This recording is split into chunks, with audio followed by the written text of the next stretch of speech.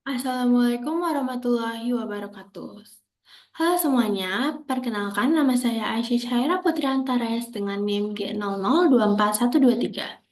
Saya dari kelompok SGD A5 dan pada video ini saya akan memaparkan laporan Laboratorium Anatomi Blok 2.1 yaitu Genitouropoietika dan Sistem Reproduksi.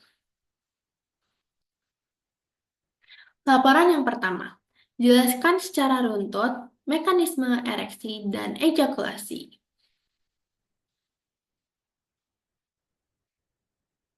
Untuk vaskularisasi dari penis. Vaskularisasi dari penis ini terdiri dari arteri penis dan sistem vena penis. Nah, arteri penis ini merupakan cabang dari arteri pudenda interna dan arteri pudenda eksterna. Lalu, untuk sistem venanya bermuara pada vena pudenda interna. Nah, di sini bisa dilihat, yang ini adalah arteri dorsalis penis. Yang ini adalah arteri dorsalis penis. Kemudian di sini ada vena dorsalis profunda penis. Lalu di depan sini akan ada vena dorsalis superficialis penis. Nah, ini dari potongan melintang atau membujurnya. Jadi di atas ini adalah vena dorsalis superficialis penis. Kemudian di bawah vena dorsalis superficialis penis akan ada vena dorsalis profunda penis. Nah, di bawahnya vena dorsalis profunda penis akan ada arteri dorsalis penis. Di bawah arteri dorsalis penis yang di tengah sini ada arteri profunda penis dan di bawahnya lagi di sini ada arteri bulbi penis. Dari potongan yang seperti ini bisa dilihat yang bagian paling superficial, di sini ada vena 2, yaitu vena dorsalis superficialis penis. Kemudian di bawahnya ada vena dorsalis profunda penis. Nah, di samping dari vena dorsalis profunda penis, ada arteri dorsalis penis. Nah, di dalam sini ada arteri profunda penis. Di dalam corpus cavernosumnya. Kemudian di sini adalah di dekat uretra atau corpus spongiosum, dia ada arteri uretralis. Selanjutnya adalah mekanisme ereksi dan ejakulasi. Mekanisme ereksi biasanya itu dia terkait dengan sistem saraf parasimpatis dan mekanisme ejakulasi itu terkait dengan sistem saraf simpatis. Nah, ejakulasi ini itu terdiri dari dua tahap yaitu emisi. Nah, emisi ini substansi ejakulasi dari OGM interna menuju uretra atau ostium ductus ejaculatorius pada uretra pars prostatica. Sedangkan ejakulasi adalah substansi ejakulasi keluar dari ostium uretra externum. Lalu ada mekanisme ereksi. Mekanisme ereksi ini terkait dengan sistem saraf parasimpatis.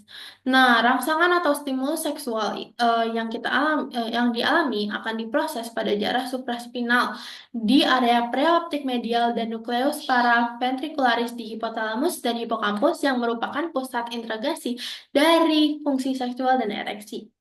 Impuls dari sistem saraf pusat itu hipotalamus dan hippocampus akan dibawa ke efektor melalui serabut parasimpatis segmen sakral 2 sampai dengan 4 dan atau NILCLMS sakral 2 sampai dengan 4. Sedangkan inhibisi ereksi dibawa oleh serabut saraf simpatis yaitu segmen lumbal 1 sampai dengan 3 atau NILCLMS L1 sampai dengan L3. Selanjutnya, ada mekanisme ejakulasi. Nah, mekanisme ejakulasi ini sendiri dia terkait dengan sistem saraf simpatis. Lalu dia ini terdiri dari dua tahap atau dua proses, yaitu emisi dan ejakulasi. Nah, emisi ini adalah transmisi cairan semen ke dalam uretra, sedangkan ejakulasi itu keluarnya cairan semen dari ostium uretra externum. Nah, reseptor seperti kulit, glans penis, ductus deferens yang penuh, aferen oleh nervus pudendus centrum akan membawa rangsangan menuju NIL, CLMS, segmen lumbalis 1 sampai dengan 3 efektor. Oke. Untuk laporan yang pertama telah selesai. Kemudian kita lanjut ke laporan yang kedua, yaitu jelaskan secara runtut anatomi dari organa genitalia feminina eksterna. Struktur dari organa genitalia feminina ini terdiri dari yang pertama mons pubis. Nah, mons pubis ini adalah daging-daging yang ada di bagian paling luar sini. Nah, mons pubis ini itu ditutupi oleh rambut yang biasanya disebut dengan pubes. Kemudian ada klitoris. Nah, klitoris ini adalah glandula yang ada di tengah sini, yang kecil. Dia ini homolog dengan glans penis dari pria. Kemudian ada labia mayora. Labia mayora ini kemudian terbagi menjadi commissura labiorum anterior et posterior. Nah, labia mayora itu di mana sih? Labia mayora itu di luar sini. Ini dia merupakan daging yang paling luar di samping sini. Kemudian ada labia minora. Labia minora ini terdiri dari frenulum labiorum pudendi, preputium clitoridis, dan frenulum clitoridis. Nah, ini adalah labia minora ya. Nah, frenulum clitoridis ini adalah yang menutupi klitoris di sini. Nah, sedangkan eh, preputium clitoridis adalah yang menutupi klitoris ini, sedangkan frenulum clitoridis adalah yang menurun ke bawah seperti ini. Hmm. Lalu ada vestibulum. Nah, vestibulum ini ada di paling bawah sini. Dia adalah kelenjar glandula gitu. Lalu ada glandula vestibula mayor. Vestibularis mayor, dia ini ada di atasnya. Dia ini ostium ya, berupa ostium. Nah, selanjutnya adalah ostium urethrae externum nih, di sini di tengah sini. Gitu.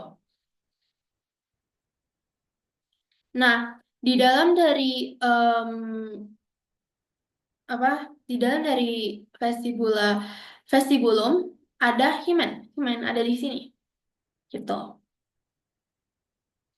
Ini penjelasannya. Untuk penjelasannya, jadi struktur organa genitalia feminina yang eksterna itu kan ada banyak ya. Nah, kita mulai dari yang pertama tadi mons pubis. Nah, mons pubis ini adalah area kulit menonjol menutupi simpisis osis pubis. Makanya namanya mons pubis. Dia ini ditutupi oleh rambut pubis yang biasa disebut dengan pubes. Lalu ada klitoris. Klitoris ini adalah organ erektil. Jadi dia itu yang eh, meres apa apa merespon terhadap rangsangan seksual. Hmm. Eh, Dia ini tadi sudah dibilang ya homolog dengan glans penis dari pria. Kemudian ada labia mayora. Labia mayora ini pelipatan kulit yang menonjol dan yang membentang ke arah caudodorsal dari mons pubis. Dia ini homolog dengan skrotum pria. Ke arah anterior dan posterior, labia mayora dexter ex sinister akan saling bertemu membentuk commissura labiorum anterior et posterior. Kemudian ada labia minora. Labia minora merupakan lipatan yang tidak mengandung lemak dan kulit, eh, dan tidak berambut juga dia. Jadi dia ini terletak di antara kedua mayora. Nah, labia minora sendiri membatasi bagian lateral ostium urethrae externum dan orifisium vaginae. Pada wanita yang sudah pubertas, akhiran posterior dari labia minora dextra ex sinistra akan membentuk frenulum labiorum pudendi atau poset. Ke arah anterior, setiap labia minora terbagi menjadi dua, yaitu lapisan atas dan lapisan bawah. Nah, lapisan atas ini berjalan dari atas klitoris dan membentuk lipatan yang saling bertemu untuk membentuk tutup dari glans klitoridis. Nah, dia ini biasanya disebut dengan preepitium klitoridis. Kemudian di lapisan bawah ini berjalan dari bawah klitoris yang saling bertemu membentuk frenulum klitoridis. Kemudian untuk vestibulum. Vestibulum sendiri merupakan ruang yang dikelilingi oleh labium minus yang menjadi muara dari ostium uretra, ostium vaginale, dan ductus glandula vestibularis mayor dan minor. Selanjutnya adalah glandula vestibularis mayor atau glandula Bartholin. Nah, glandula ini homolog dengan glandula bulbourethralis yang ada pada pria. Setiap glandula punya ductus yang akan bermuara tepat di sebelah lateral pada cekungan di antara dua labia minora. Selanjutnya adalah himen. Himen ini adalah sel mukosa yang kaya akan pembuluh darah. Nah, himen ini ada macam-macam bentuknya ya. Yang pertama itu yang bulat biasa seperti ini. Ini adalah anular hymen. Selanjutnya adalah septate hymen. Ini dia yang terbelah dua seperti ini. Jadi dia ada pakai semacam pembatasnya gitu. Selanjutnya ada cibriform hymen. Dia ini seperti titik-titik gini ya. Nah, pada hymen yang rusak setelah uh, coitus disebut dengan parous introitus. Nah, dia ini ada karunkula hymenalisnya. Nah, seperti ini. Ini adalah sisa-sisa hymen yang sudah rusak akibat dari coitus. Nah, ada satu lagi jenisnya, yaitu hymen imperforata. Dia ini hymen yang tidak memiliki lubang, sehingga darah menstruasinya tidak bisa keluar. Gitu. Selanjutnya adalah vaskularisasi dari OGF eksternal. Nah, yang pertama untuk arterinya itu dia ada arteri interna yang kemudian bercabang-cabang menjadi arteri perinealis, arteri vulgovestibuli, arteri dorsalis clitoridis, dan arteri femoralis profunda. Lalu untuk venanya itu ada tiga, yaitu vena pudenda externa yang bermuara pada vena savena magna. Lalu ada vena dorsalis clitoridis profunda yang bermuara pada vena pudenda interna, dan vena dorsalis clitoridis superficialis yang bermuara pada vena savena magna. Inervasinya, inervasinya ini juga ada dua, yaitu uh, nervus cavernosus clitoridis atau nervus planici pelvici. Nah, dia ini fungsinya untuk ereksi, jadi dia yang merespon pada rangsangan seksual. Lalu ada juga nervus pudendus. Nervus pudendus ini fungsinya untuk somatosensorik. Oke, sudah selesai untuk laporan yang kedua. Selanjutnya adalah laporan yang ketiga. Jelaskan anatomi dari REN beserta vaskularisasi dan inervasinya. REN sendiri ini merupakan organ retroperitoneal. Nah, dia terdapat glandula adrenal di polus superiornya. Secara skeletopis, REN ini ada dua ya. Jadi ada REN sinister dan REN dexter. REN sinister ini setinggi bagian superior vertebra torakal 12, kurang lebih costa 11, dan inferior dari vena lumbalis 3, vertebra lumbalis 3. Lalu untuk Rendaster ini dia lebih rendah setengah vertebrae. Kenapa? Karena ada pendesakan dari lobus hepatis dexter. Untuk lokasinya sendiri, REN ini ada pada dinding posterior abdomen saat respirasi.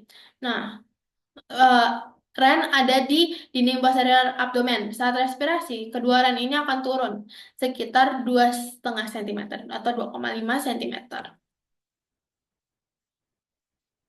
REN ini dibungkus oleh lapisan pembungkus untuk dari bagian profunda ke superficialnya. Dari bagian paling profunda ada kapsula fibrosa. Nah, dia ini pembungkus yang meliputi ren langsung. Jadi dia melekat erat pada permukaan luar rennya langsung gitu. Di luar situ selanjutnya ada perirenal fat. Perirenal fat ini seperti namanya ya, fat. Jadi dia lemak yang meliputi kapsula fibrosa dan pembuluh darah yang masuk keluar dari ren. Kemudian ada fascia renalis. Fascia renalis ini apa? Lapisan membranosa yang terletak di luar perirenal fat. Ren dan glandula suprarenalis. Dia ini membungkus ren, glandula adrenal bagian depan atau fascia gerota. Selanjutnya adalah pararenal fat. Pararenal fat ini seperti namanya juga ya, fat. Uh, Dia ini terletak di bagian paling luar fascia renal ren. Jadi dia setelah fascia renalis di bagian posterior dan posterolateral ren. Selanjutnya adalah fiksator dari ren. Fiksator itu fungsinya untuk menyokong dan memfiksasi ren agar dia tidak bergerak-gerak. Jadi dia ada tetap pada tempatnya. Nah, fiksatornya ada tiga, yaitu fascia renalis, arteri dan vena renalis, dan juga corpus adiposum. Corpus adiposum itu ada dua, pararenal fat dan perirenal fat. Nah, oke. Di sini, di sini ada fascia renalis yang ini, atau biasanya disebut dengan fascia gerota. Lalu ini rennya ya. Di sini ada corpus adiposum. Ini terdiri dari perirenal fat dan pararenal fat. Nah, sedangkan di sini ada fascia renalis di bagian paling belakang. Itu. Struktur internal dari ren. Jadi, fasiesnya itu terdiri dari anterior dan posterior. Kemudian polus atau ekstremitasnya itu terdiri dari superior atau cranialis. Nah, yang superior ini berhubungan langsung dengan glandula suprarenalis. Lalu ada inferior atau caudalis. Selanjutnya adalah margo. Margo ini terbagi menjadi dua, yaitu lateral dan medial. Kalau lateral itu yang konveks cembung. Ini adalah margo lateral. Sedangkan kalau medial itu yang paling cengkung nih, dia di sini. Dia ini ada hilus renalis, yang bagian anteriornya adalah vena renalis, medianya arteri renalis, dan posteriornya pelvis renalis. Ini gambarnya. Jadi di sini ini adalah margo renalis. Ini pelvis renalis. Ini di sini. Lalu di sini adalah hilum renal. Ini adalah glandula suprarenalis. Kemudian di sini ada margo superiornya.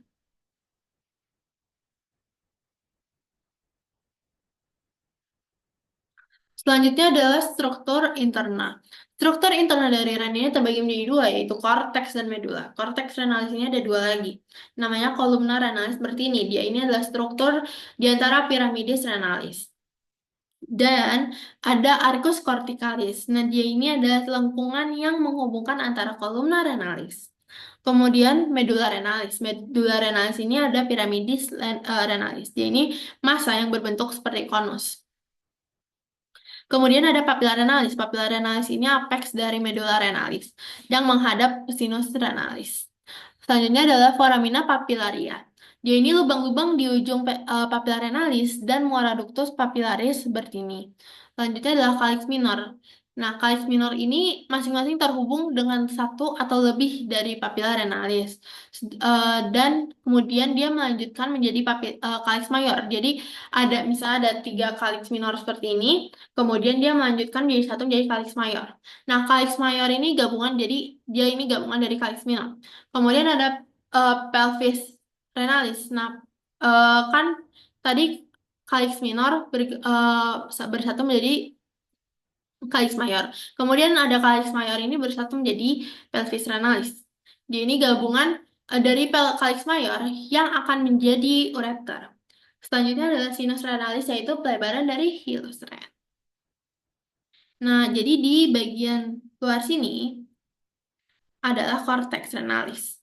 Kemudian di dalam sini, ini adalah medulla spinalis. Dia ini piramida renalis ya. Nah, ini adalah papilanya. Di sini papilla renalis. Nah, dia ini jadi calyx mayor gini ya. Nah, kemudian calyx mayor ini menjadi calyx minor seperti ini. Ini calyx minor, ini calyx minor, ini calyx minor, calyx minor. Kemudian dia membentuk calyx mayor, bersatu jadi calyx mayor. Dari calyx mayor ini dia bersatu menjadi pelvis renalis di sini. Kemudian melanjutkan diri menjadi ureter. Nah, sinus renalis itu ada di sini ya. Ini yang kecil ini. Di sini.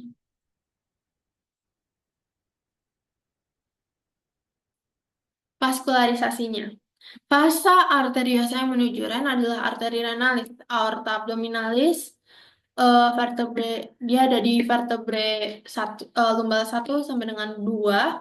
Lalu dia bercabang menjadi arteri renalis dextra et sinistra. Bercabang lagi menjadi ramus anterior et ramus posterior yang kemudian masuk ke hilus.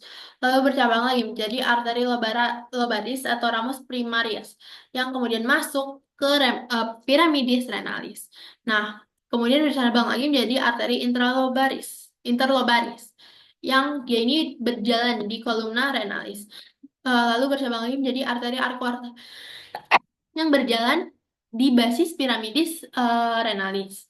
Kemudian dia bercabang lagi menjadi arterial interlobularis yang ada di cortex renalis.